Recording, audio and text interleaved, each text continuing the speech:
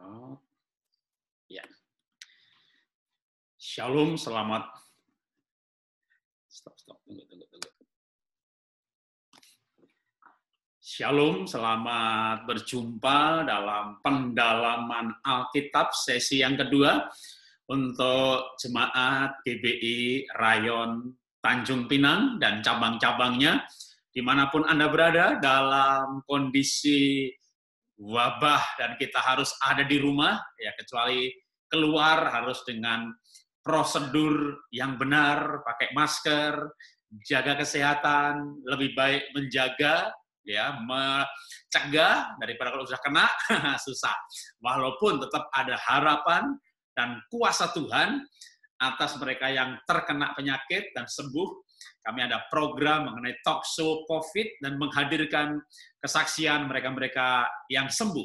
Tapi hari ini kita tidak membahas mengenai COVID, tapi kita membahas mengenai keluarga dan pernikahan. Supaya ketika pernikahan bahagia, lalu ada di rumah, nah enggak stres.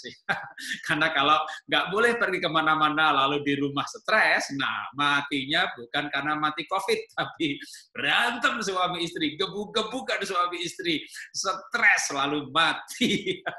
Matinya bukan kena COVID, tapi COVID gara-gara nggak bahagia. Nah, kita akan membahas mengenai pernikahan bahagia dan masih melanjutkan sesi sebelumnya mengenai suami itu kepala, istri itu penolong. Nah, saya akan sampaikan slide-nya supaya lebih jelas kita membahas dan belajar mengenai hal ini. Kita belajar suami istri dalam sebuah rangkaian pelajaran, ya, di mana kita akan melakukan serial ini dalam 8 sesi. Wah, kok panjang sekali gitu ya. Ya, karena memang menikah itu pelajarannya panjang, kan menghidupinya 50 tahun. Masa belajarnya malah nggak pakai belajar. Banyak orang menikah nggak pakai belajar, tahu-tahu menyesal, tahu-tahu stres ya.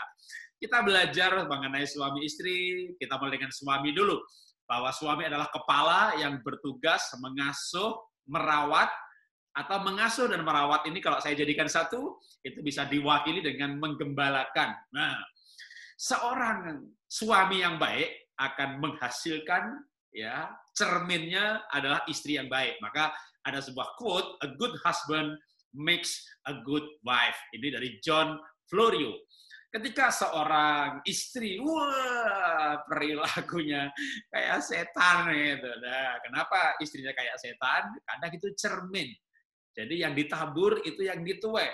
Perilaku suami yang memberikan perlakuan terhadap istri, perlakuan menghasilkan perilaku. Nah, istrinya bisa berperilaku merupakan respon dari perlakuan suaminya. Karena itu suami, kita akan belajar mengenai menggembalakan. Nah, firman Tuhannya kita akan baca dari Efesus pasal yang ke-5, ayatnya yang ke-29. Efesus 5 ayat 29. Ini adalah lanjutan, ya, yang ada kaitan dengan ayat sebelumnya. Karena itu cuma saya ambil bagiannya saja, bahwa suami itu harus merawat istri seperti Kristus merawat jemaat, sehingga jemaat itu tidak berkerut, kudus tanpa celah. Jemaat tidak berkerut, kudus tanpa celah. Nah, dalam hal apa ini? Maka kita bisa membacanya di dalam Korintus pasal yang ke-14 ayatnya yang ke-35. Jika mereka ingin mengetahui sesuatu, mereka ini apa? Istri. Jika istri ingin mengetahui sesuatu, baiklah mereka menanyakan kepada suaminya di rumah. Sebab tidak sopan bagi perempuan untuk berbicara dalam pertemuan jemaat. Ada ayat yang menjelaskan supaya kalau dalam sebuah pertemuan jemaat, istri mau bertanya itu jangan di hadapan orang lain, tapi di rumah. Suami menjadi tempat bertanya bagi istrinya di rumah. Apa artinya? Saya pindahkan gambar saya supaya masih bisa lihat dua-duanya ya, screen-nya dan juga lihat sayanya. Inilah teknologi Zoom ya yang kita pakai hari ini. Nah, suami itu kepala yang menggembalakan. Tadi dikatakan ayatnya dalam kitab Korintus, kalau istri mau bertanya kepada suaminya, tanyakan di rumah. Artinya ada esensi di sini, istri itu kalau nanyanya sama suami. Artinya, kalau saya soroti suaminya itu harus berfungsi sebagai sumber informasi. Ya, tugas menggembalakan itu memberikan pelajaran seperti saya sekarang ini ya, memberikan pelajaran. Nah, ini bisa seorang pengajar, bisa juga seorang gembala. Gembala mengajar, tapi juga gembala bisa memanggil pengajar untuk menyampaikan pengajaran, tapi tanggung jawabnya ada pada gembala. Makanya gembala saudara minta saya mengajar saudara, itu penggembalaan. Nah, sekarang suami itu menggembalakan istri.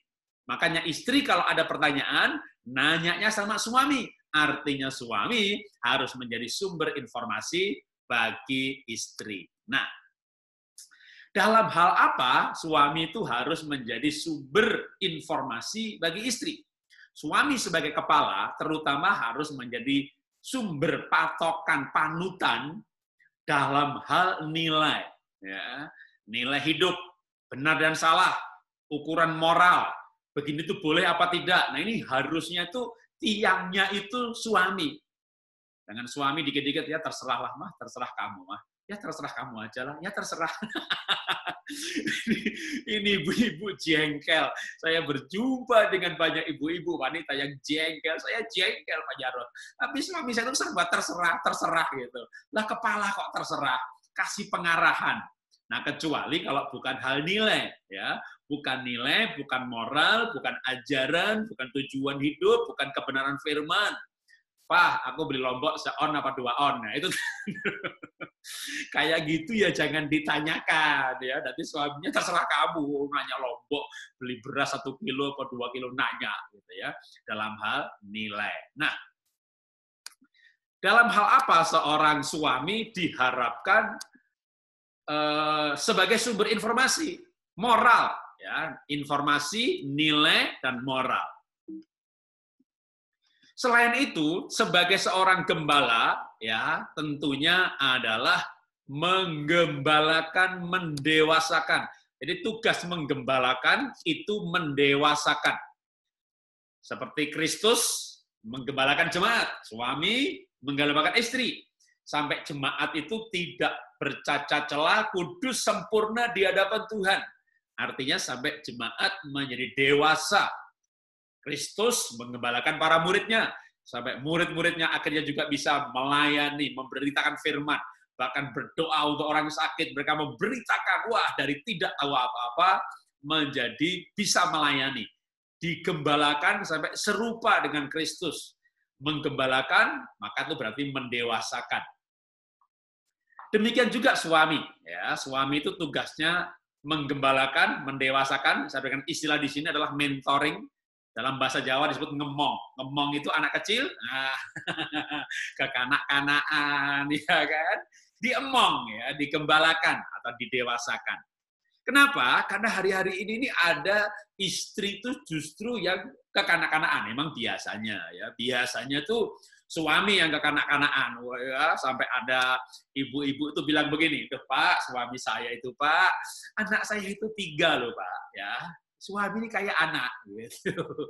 Anak paling gede ya Bu ya, bukan Pak Jarod, anak paling kecil Pak, paling rewel Pak, ngambil sepatu sendiri maunya diambilin, makan maunya disiapin, sendok aja diambilin, kalau nggak teriak lah, apa nggak anak paling kecil Pak, badannya paling gede, tapi mentalnya itu nggak tahu lah Pak, suami saya itu kayak anak paling kecil, ya supaya saya ini kuat gitu ya, saya tak taruh di hati saya aja deh, kalau suami saya itu lagi ngambek, lagi kolokan, lagi pengen manja, tak anggap aja tuh anak paling kecil. Baru tahu saya pikir dulu saya punya istilah suami itu anak paling gede, itu karena badannya paling gede. Ternyata ketemu ibu-ibu malah mereka bilang anak paling kecil Pak. Nah, tapi tidak selalu begitu. Bahkan saya pernah ketemu seorang suami yang justru kebalik. Pak, saya itu nganter istri saya ke pasar. Nah, istri saya itu kalau nggak diantar ya nggak mau tuh berangkat sendiri. Nyetir bisa, mobil ya dua. Mau naik becak ya bisa. Ini maunya diantar lah. Sudah diantar, dia duduk di belakang. Saya kayak sopir aja. Terus kan kami itu mau beli telur, Pak. Gitu. Jadi mau ada acara. Acara ini acara untuk gereja, bagian kami menyediakan lauk telur. Kami kan ngomong dong soal telur. Masa dia tuh teriak-teriak kedelai. Saya tuh marah nggak nyambung. Kok biasa ngomong telur kok nyautannya kedelai. Taunya dia tuh main game soal kedelai.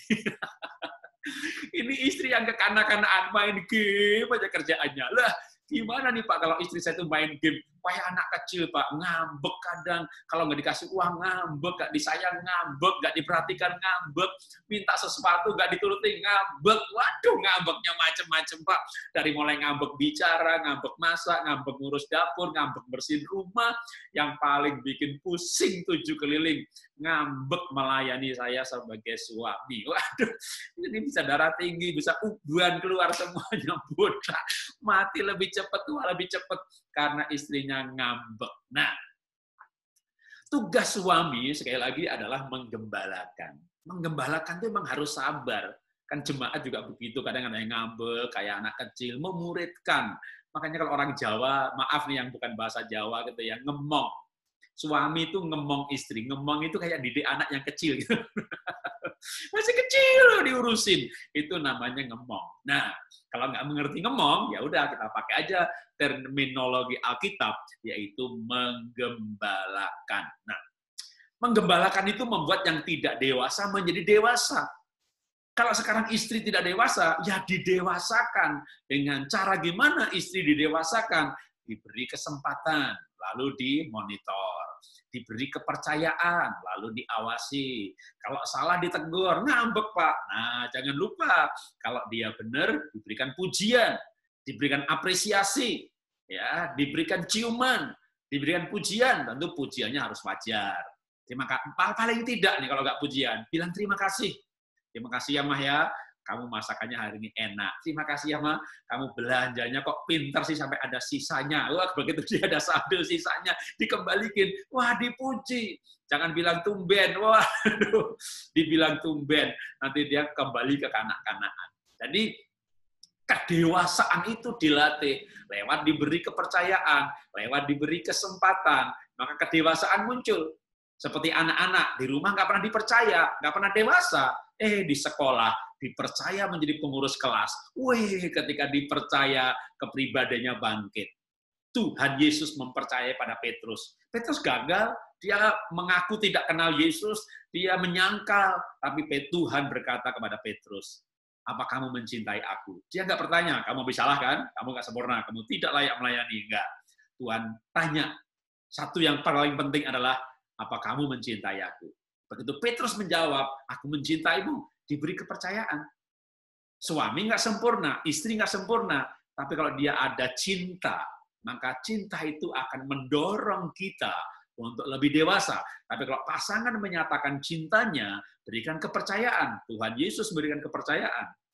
Petrus, gembalakan dombaku. Petrus nangis diberi kepercayaan. Nah, memang ada orang yang diberi kepercayaan malah nggak bertanggung jawab dengan kepercayaannya yang diberikan. Maka itulah menggembalakan, harus sabar. Dikasih kesempatan lagi, dibimbing, diingatkan, sampai nanti bisa. Tentu dari hal-hal yang kecil dulu. Kepercayaan untuk dikasih uang harian misalnya. Ya. Misalnya kita bicara suami menggembalakan istri. Dikasih uang nih 1 bulan. Seminggu habis. Dikasih mingguan, sehari habis. Ya sudah, kita tuntun, kita bina cara menggunakan uang. Mulai dikasih harian dulu. Maka kalau dia tadi belanja ada saldo dikembalikan, wah kita berikan pujian. Lain kali kita kasih mingguan, seminggu cukup. Lama-lama nanti pasti bisa dikasih uang untuk 1 bulan. Dan tidak ngebon, nggak utang sana-sini. Dia tahu membuat anggaran, tapi ini tidak mudah. Bagi yang tidak bisa, ya ada istri yang pinter, bahkan dikasih kurang aja dia cari lagi tambahan sampai cukup. Bersyukur punya istri seperti itu. Tapi kalau punya istri yang kekanak-kanakan, maka tugas suami adalah menggembalakan. Ya. kita akan ucapkan dulu kesimpulan sementara. Wah, apa itu kesimpulan sementara? Ya, tadi kita ngomong panjang lebar, lalu kita simpulkan dalam sebuah quote. Quote adalah kesimpulan sementara atau intisari. Ketika tadi kita berbicara panjang lebar, maka kita buat semacam kesimpulan. Kasih Tuhan memberi kemampuan suami untuk mengasuh, merawat, dan menggembalakan istri dengan bijak. Kenapa perlu kasih Tuhan? Karena memang yang namanya kekanak-kanaan itu bisa bikin darah tinggi, maka ada suami yang tidak merasakan kasih Tuhan. Dia tempeleng istrinya, dia tendang istrinya, dia gampar istrinya, karena dia tidak merasakan kasih Tuhan. Maka suami adalah selain kepala, imam. Kalau suami menjadi imam, maka suami akan punya kekuatan untuk menggembalakan istrinya. Suami imam, kita itu sebenarnya semuanya imam, gitu ya. Karena kalau kita percaya Tuhan Yesus, Alkitab berkata dalam kitab Petrus, kamulah imamat yang rajani. Jadi setiap pribadi kita adalah imam. Nah, kita sebagai suami, sebagai pribadi juga kan. Nah, sebagai imam itu kita bergaul dengan Tuhan. Karena kalau dalam perjanjian lama, imam itu memelihara hadirat Tuhan yang waktu itu diwakili dalam kemah pertemuan, ada tabut perjanjian, maka imam harus memelihara meja sajian, ada roti, ada anggur, ada minyak, itu adalah perlambang sebenarnya, simbol mengenai memelihara hadirat Tuhan dengan roti, dengan firman, dengan doa, ukupan, ya, itu bicara hubungan pribadi dengan Tuhan, doa, pujian, penyembahan. Ini membuat kita suami akan punya kekuatan relasi dengan Tuhan, dan itulah yang memampukan kita sebagai laki-laki untuk menjadi suami era milenial ini yang memang bisa wow, pergumulannya luar biasa. Kita hidup di era milenial yang kebutuhannya lebih daripada zaman dulu. Zaman dulu misalnya didolarkan gitu ya, $1.000 cukup atau $500 cukup.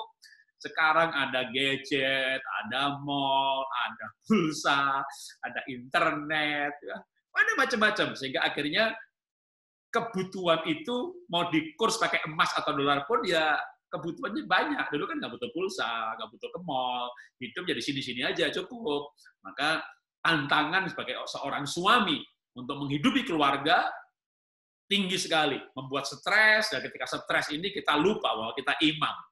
Bahwa kita dalam keluarga itu seperti imam dalam keluarga, dan suami itu kepala dari istri yang harus mengembalakan. Maka supaya tidak lupa, seorang suami harus punya hubungan pribadi dengan Tuhan.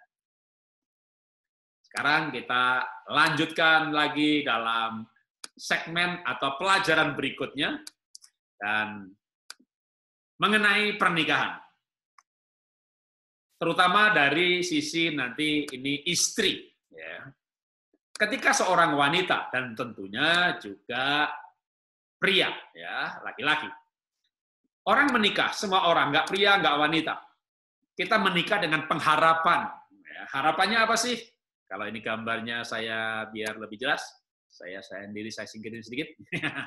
Ya. Wah, harapannya ini suami istri bisa berduaan sampai kakek nenek. Ya, seperti janji nikah, akan menikah selalu bersama-sama dalam suka dan duka sampai menjadi kakek nenek. Ini harapan. Tapi harapan itu kadang tidak bisa, nggak semuanya menikmati. Beberapa orang harapannya kandas. Kenapa kandas? Nah, ternyata suaminya berduaan sama wanita lain. Suaminya akrab sama wanita lain. Suaminya bahkan mungkin bukan hanya berduaan akrab, bener-bener nih ketangkep basah ini, wah, di kamar hotel. Berarti jelas-jelas selingkuh. Karena kalau hanya makan berdua, mungkin dia sedang berbicara dengan kliennya. Ya, misalnya suaminya sales asuransi atau sales apalagi ya gitu ya, properti, lalu nih pembelinya ya diajak makan. Nah, itu biasa. Jadi juga jangan buru-buru cemburu. Tapi kalau udah pasti, wah, ini memang adalah menjadi kenyataan yang sangat pahit. Ada harapan, ada kenyataan. Ketika pasangan melakukan hal yang tidak diharapkan. Maka kalau tadi suami, sekarang kita belajar mengenai istri. How to love your no good husband. Bagaimana kita mencintai suami yang tidak baik. Kalau suami yang baik, cinta Tuhan, sayang anak-anak, ya itu udah nggak perlu ilmu lagi, nggak perlu khotbah saya, nggak perlu pelajaran dari saya, ngapain dengerin, ya udah suami saya baik, saya cinta dia. Yang menjadi masalah kan kalau suami itu tidak seperti pengharapan. Maka kita akan belajar firman Tuhan. Firman Tuhan mengajarkan demikian dalam Kejadian pasal 2 ayat 18. Tuhan Allah berfirman, tidak baik kalau manusia itu seorang diri saja. Aku akan menjadikan penolong baginya yang sepadan dengan dia. Alkitab dengan jelas mengatakan bahwa wanita itu penolong. Apa tugas penolong? Tugas penolong adalah ya menolong. Tugas penolong itu menolong. Laki-laki itu perlu penolong. Dan untuk bisa menolong, maka seorang wanita, saya ambil dari Amsal, ini Amsal 31, memang pelajaran mengenai wanita. Amsal 31 itu wanita bijak, ya. Dan dia wanita yang dipuji-puji sama istrinya, sama suaminya. Untuk bisa menjadi seorang penolong, seperti ayat sebelumnya, maka Amsal 31 ayat 12 mengatakan, ia berbuat baik kepada suaminya, dan tidak berbuat jahat sepanjang umur hidupnya. Seorang wanita bisa menjadi penolong yang baik kalau ia berbuat baik kepada suaminya dan tidak berbuat jahat seumur hidupnya. Maka tugas seorang istri adalah, saya berikan sebuah quote dari JoelEagle.com. Ini mengenai web pelajaran mengenai pernikahan. When your husband falls or when he's hurting, be the first one to minister to him. Jadilah seorang perempuan Samaria yang baik hati terhadap suamimu. Apabila suamimu jatuh atau ia terluka, maka jadilah orang pertama yang melayani dia. Seorang laki-laki suami dengan bebannya hari-hari ini yang luar biasa, bisa saja dia terluka di dalam karier, terluka di dalam pelayanan, disingkirkan, dikhianati di dalam pekerjaan, atau dia stres karena omset atau target pekerjaan nggak selesai dan baru dimarahi sama atasannya, hatinya terluka, hatinya kecewa, dia butuh support.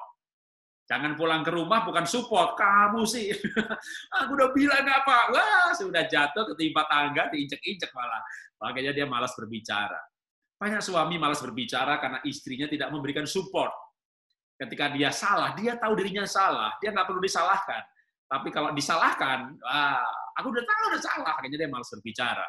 Iya Pak, suami saya itu nggak bicara Pak, kalau di rumah diem aja. Ya diemlah, dia malas bicara. Maka supaya suami mau berbicara, kalau dia berbicara kebetulan mengenai kegagalan, kesalahan yang dia lakukan, jadilah orang Samaria yang baik hati.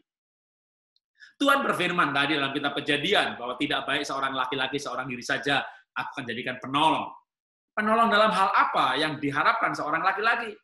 Ngangkat barang dia kuat, ya, ototnya dia kuat. Laki-laki itu ototnya kuat, tapi kadang semangat itu laki-laki istilahnya mudah patah hati, mudah mutung, mudah patah semangat. Nah, orang Jawa ya, karena di Jawa banyak istilah Jawa ya, mutung. Orang Jawa punya istilah mutung. Ada istilah yang lain lagi, kecentok atine.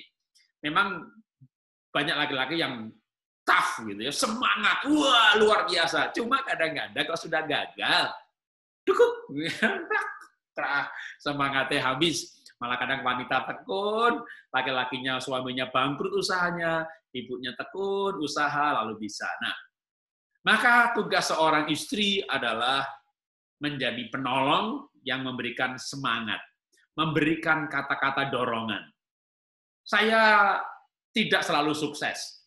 Saya bisnis, saya pelayanan, saya usaha, tidak selalu untung. Waktu saya rugi, waktu saya ditipu, saya jatuh, saya sedih luar biasa, saya stres luar biasa, saya bergumul nih. Cerita sama istri nggak ya? Cerita nggak ya? Cerita nggak ya?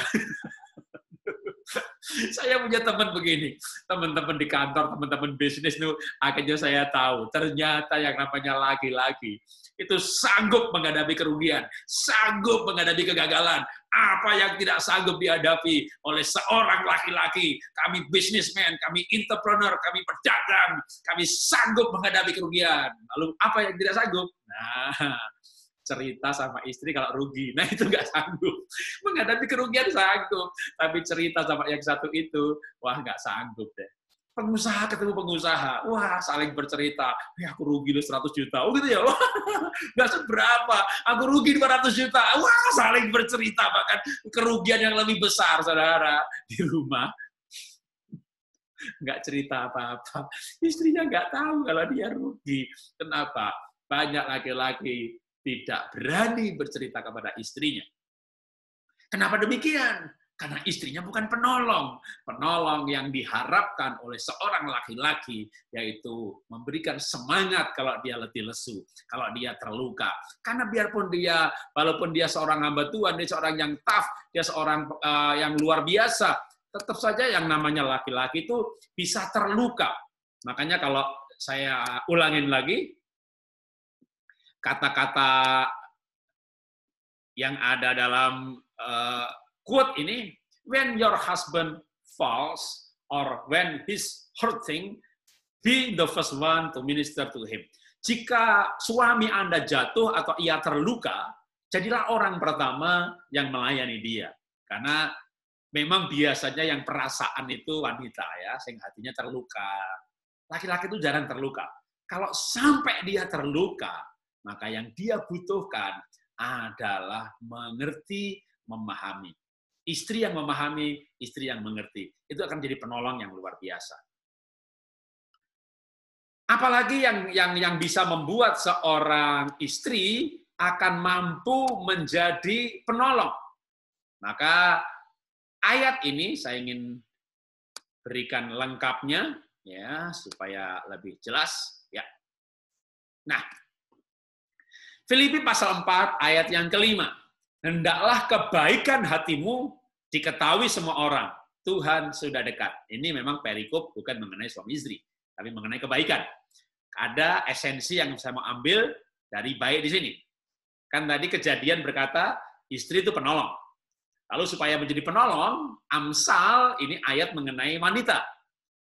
Amsal 31 ayat 12, seorang istri yang dicintai suami, karena dia berbuat baik kepada suaminya seumur hidupnya. Berbuat baik seperti apa? Seperti Filipi pasal 4 ayat 5. Supaya kebaikan supaya seorang istri bisa menolong dengan baik, bertugas sebagai penolong, maka yang dibutuhkan adalah kebaikan hati. Yang dibutuhkan adalah kebaikan hati. Kalau orang punya kebaikan hati, maka dia akan sanggup menolong. Punya kebaikan hati. Kalau punya kebaikan hati, akan sanggup menolong. Nah, baik hati ini, itu dari bahasa Yunani, yaitu tu epikef. Epikea, artinya ramah, dan bersikap suka mengalah. Supaya seorang istri menjadi penolong yang baik, maka dia harus ramah dan suka mengalah. Kenapa seorang istri harus ramah dan suka mengalah? Karena memang kalau jujur ya, berdebat suami istri, suami itu tidak bisa menang. Berdebat suami istri, tahu lagi, suami itu tidak bisa menang. Kenapa? Karena suami itu nggak pandai bicara. Istri yang bukan pandai, bulannya ngomong. Akhirnya istrinya, suaminya diem. Akhirnya dia nggak bisa jawab, tangan yang menjawab. Pak, lihat tempeleng. Waduh. Makanya supaya suaminya tidak emosian, suaminya tidak naik pitam, suaminya tidak darah tinggi, lalu tempeleng tendang. Ibu, istri harus belajar ramah dan suka mengalah. Karena kalau ibu tidak mengalah, sebenarnya ibu menang. Benar. Ibu istri akan menang berdebat. Ya. Maka ibu yang mengalah supaya dunia ini, keluarga itu terasa damai. Suami itu kepala yang menentukan tujuan, tapi ibu itu menjaga suasana. Maka supaya suasana keluarga baik, ibu harus mengalah. Ya, suka mengalah. Epikef itu namanya baik hati. Supaya keluarga terasa damai, maka ibu harus suka mengalah. Dengan demikian, suasana rumah akan terasa seperti surga. Ya. Epikef, baik hati, suka mengalah. Nah, untuk bisa mengalah itu tentunya butuh pengorbanan. Maka saya berikan istilah di sini, apabila suami, when your husband is not a spiritual leader. Ini sebenarnya sebuah buku. Pelajaran saya ini sebenarnya saya juga cuplik dari buku apabila suami ibu bukan pemimpin spiritual. Artinya suaminya nggak rohani. Sekali lagi, idealnya suami imam, kepala keluarga. Kalau semuanya ideal, kita nggak butuh belajar. Selamat bahagia. Selamat berbahagia. Tapi sering masalah itu berangkat dari tidak ideal. Dan kalau tidak ideal, bukan menyerah. Gimana kita membawa keluarga kita, membawa pernikahan kita kepada yang ideal. Maka saya selalu berangkat dari tidak yang ideal, mengajarkan idealnya. Tapi kalau nggak ideal, kita berangkat menuju ideal. Maka idealnya suami kepala, imam dalam keluarga, punya tujuan, punya visi, menghidupi keluarga. Kalau tidak, bahkan nggak rohani, maka istrinya yang baik hati. Istri akan berperan sebagai penolong yang baik hati apapun. Ya, kalau bisa membaca slide saya yang saya tampilkan ini, apapun keadaannya dan walaupun. Kebaikan, epikef, ramah, suka mengalah walaupun sebenarnya ibu yang benar. Mengalah walaupun suami salah, ngalah dulu. Nanti sudah baik, laki-laki itu kalau sudah laki-laki itu sebenarnya gampang. Ya, kalau udah dikasih makan, ya kan, laki-laki itu kan kebutuhannya perut nomor satu. Ya, makanya Esau itu dikasih makan baik hati. Lalu Yakub bilang, minta dong nggak sulung, ya dikasih. Kenapa? Baik hati. Laki-laki kalau sudah makan baik hati. Makanya Tuhan Yesus menjadi manusia, laki-laki. Manusia banget. Ada ayatnya, dia ada di sebuah rumah, lalu makan di situ. Yesus di rumah, Sakeus mengajar. Makan dulu, lalu ngajar. Yesus di rumah, pemungut cukai, dia makan, murid bertanya, lalu menjawab, wah banyak makan. Habis makan baru ngomong. Bahkan Tuhan Yesus bangkit dari kubur, dia pergi ke rumah muridnya, berkumpul 11 murid tanpa Thomas. Waktu dia masuk di situ, dia bertanya, ada ikan? Kenapa nanya ada ikan? Coba Tuhan Yesus perempuan, dia bangkit, dia pergi ke rumah muridnya, sharing yuk, gitu sharing, saudara ya. Tuhan Yesus minta ikan. Ya, karena dia mau tunjukkan bahwa dia bukan hantu, karena hantu kan nggak makan ikan. Kalau hantu makan ikan, restoran bangkrut semuanya, dimasak habis, dimakan sama setan, dimakan sama hantu. Ibu masak habis, waduh, suami mau makan nggak ada. Aku tadi udah masak, mana nggak ada? Ya, dimakan setan. Nggak ada hantu makan ikan. Ya. Makanya Tuhan Yesus membuktikan kalau dia bukan hantu, dia minta ikan. Tapi bisa juga diartikan bahwa laki-laki banget. Nah, suami ibu kan laki-laki, maka kalau bertengkar misalnya begitu ngalah dulu ya, kasih makan ya, sudah makan nanti baru ngobrol. Laki-laki itu kalau sudah makan baik hati. Yang kedua, kalau habis bercinta baik hati, maka walaupun apapun ibu mengalah. Nah, kita lanjutkan peran seorang istri sebagai menolong suami, maka apa yang harus dimiliki? Seorang ibu, seorang istri menjadi penolong itu harus memiliki kebaikan hati. Tanpa memiliki kebaikan hati, maka akan susah. Maka ini saya kasih foto ini gambar dari keluarga saya. Istri saya itu mencintai saya dan juga mencintai keluarga saya. Karena memang menikah itu menikahi keluarganya. Kalau tidak mencintai keluarganya, akan susah ya, karena misalnya kebetulan saya ini keluarga miskin. Ya, kalau secara ekonomi istri saya lebih baik. Kalau konglomerat di lantai 30, Nah, garis kemiskinan ada di lobi. Istri saya lantai 8. Garis kemiskinan di lobi, konglomerat lantai 30. Kalau ilustrasi ekonomi seperti gedung bertingkat. Saya ini dari basement. Basement yang ke-6. Pentok di dasar, lalu menikah. Maka istri saya itu mencintai keluarga saya. Kalau istri saya tidak baik hati, dia tidak mencintai keluarga saya seperti keluarganya, pernikahan kami nggak mungkin bahagia. Karena ada saja dari keluarga saya yang butuh pertolongan. Saya menikah, lalu istri saya mesti banyak berbuat baik. Karena keluarga saya banyak pertolongan. Padahal saya udah jujur sama istri saya. Ya, waktu pacaran saya bilang, aku waktu pacaran udah bilang kamu kan, kamu orang miskin kan? Iya, tapi kenapa pamanmu miskin, pakdimu miskin, budemu miskin, bulekmu miskin? Baru sadar, ya namanya orang miskin, ya pamannya miskin, budenya miskin, bulenya miskin, semuanya miskin, di mana semuanya membutuhkan kebaikan pertolongan. Maka menikahi keluarganya, menikahi marganya. Untuk berperan sebagai istri yang baik, maka seorang istri harus memiliki kebaikan. Kebaikan kepada siapa? Kebaikan kepada keluarganya dan kebaikan dirinya sendiri. Supaya dengan demikian, kalau seorang istri hatinya baik, seorang istri akan mampu melakukan tugasnya. Karena tugas istri kan banyak banget kan. Coba kalau misalnya istri ini harus melakukan apa ditulis gitu ya. Harus masak, tempel. Beli apa, tempel. Ngecek PR-nya anak, tempel. Badannya akan penuh dengan things to do. Apa yang harus dikerjakan.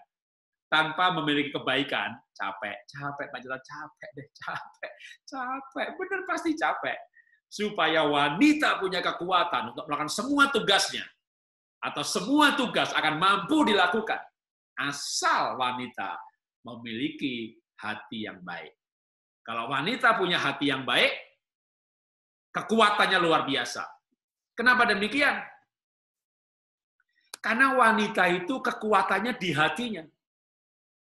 Wanita itu kekuatannya di hatinya. Selama wanita itu hatinya kuat, kekuatannya luar biasa. Nggak ada habisnya. Ngurus dapur, ngurus pembantu, ngurus anak, ngurus suami, bahkan kadang tagihan pun dia yang urus. Waduh, bekerja lagi, double job. Wah, ini luar biasa. Tapi begitu wanita kecewa, ya hatinya. Ada wanita yang kecewa, kalau orang Jawa bilang kecentok hatinya. Nggak sanggup Pak Jarod, nggak sanggup. Begitu wanita kecewa, lemahlah kekuatannya. Ketika seorang wanita hatinya terluka, dia tidak sanggup mendidik anak, dia nggak sanggup jadi istri, dia nggak sanggup melayani. Kekuatan wanita di hatinya. Karena itu, jaga hati penuh cinta. Kita akan memberikan kesimpulan dari bagian ini, ya, bagian kedua, karena memang kita cuma 2 bagian tiap sesi. 1 poin buat suami, 1 poin buat istri. Kita akan membaca quote, ya, supaya poinnya tuh nancep, wah, diingat, maka dibaca. Saya akan bacakan lebih pelan-pelan, bahkan saudara boleh aja membaca bersama-sama dengan saya quote ini. Kebaikan hati seorang istri menjadi energi tiada henti untuk berbuat kebajikan bagi suami dan anak-anak yang dicintai. Kekuatan wanita di hatinya. Kalau wanita hatinya ada kebaikan, itu energi yang tiada habisnya untuk mencintai suami dan anak-anak. Tuhan menciptakan seorang wanita berbeda dengan pria. Kalau laki-laki ini kan kuat di pikirannya, saya pikir, gitu ya kan. Saya pikir mah ini anak kita sekolahkan di Jakarta, tapi saya rasa loh Pak, di Batam saja. Tapi saya pikir loh Mah, tapi saya rasa loh Mah. Saya pikir mah itu anak saya pukul biar dia tahu peraturan, tapi saya rasa loh Pak, kamu mukulnya terlalu keras. Tapi saya pikir ini gereja enggak benar, tapi saya rasa pendetanya baik kok. Tapi saya pikir mah, tapi saya rasa loh Pak. Itu laki-laki pikir wanita rasa. Nah, wanita dengan kuat perasaannya, kalau hatinya penuh cinta, kekuatannya luar biasa. Maka seorang istri, kalau dia punya hubungan dengan Tuhan, merasakan kasih Tuhan, Tuhan tuh baik, dia Tuhan yang luar biasa, dia mulia, dia di sorga, dia rela menjadi manusia, bahkan dia mati di kayu salib, oh dia bangkit kembali, dia naik ke sorga untuk menyediakan rumah bagi kita, dia kirimkan Roh Kudus, dia ampuni dosa saya, kalau saya minta ampun, dia ampuni. Renungkan hal itu dan rasakan kebaikan Tuhan. Kalau kita merasakan kebaikan Tuhan, maka kasih-Nya itu yang akan memberi kemampuan baik untuk istri ataupun suami, ya dua-duanya. Tapi terutama seorang wanita yang memang perasaannya itu kuat, maka perasaan itu harus diisi dengan perasaan Kristus. Maka ada tertulis firman Tuhan begini. Dalam hidupmu bersama, hendaklah engkau menaruh pikiran dan perasaan Kristus. Pikiran diisi firman Tuhan. Itu pikiran Kristus. Perasaan diisi kasih-Nya Tuhan. Suami istri tinggal bersama-sama. Pikirannya firman Tuhan, hatinya kasih Tuhan. Mau harus ada di rumah gara-gara COVID, nggak masalah. Di rumah happy saja. Tapi kalau nggak ada pikiran perasaan Kristus, saya sering berikan istilah, itu dua setan dikurung dalam rumah, berantem terus lah. Maka mari, dalam situasi seperti ini, kita belajar firman Tuhan. Renungkan firman ini. Dan suami istri tidak saling menyalahkan. Tuh buat kamu tuh buat kamu. Makanya tuh, nanti malah dengerin firman berantem.